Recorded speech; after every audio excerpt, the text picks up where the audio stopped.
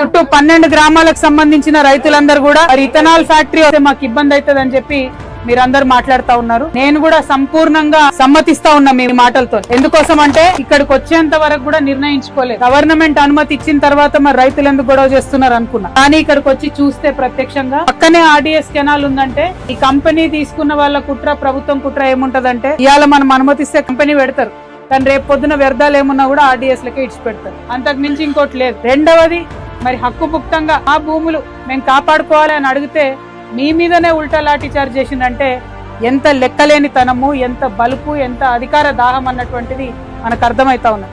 ప్రభుత్వం ఏ ప్రభుత్వం అయినా సరే లాఠీ చార్జ్ అన్నది కరెక్ట్ కాదు. ప్రజల మీద, రైతుల మీద పిలిచి మీకు సంజాయించాలి, చెప్పాలి ఏం జరుగుతుందని, చర్చలకు పిలవాలి. అవసరం అంటే కలెక్టర్ గారు రావాలి, ఇంకోళ్ళు రావాలి. ఎవరు రాకుండా పోలీసుల జులుంతోని మరి ఏదో మిమ్మల్ని ఆపుతామంటే కుదరదు.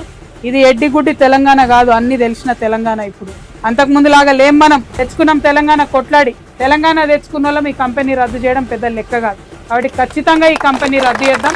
రద్దు చేయడానికి శాయశక్తుల మీ సోదరిగా, మీ చెల్లెగా, మీ అక్కగా మీతో పాటు నేను కలిసి నడుస్తా అని చెప్తున్నా.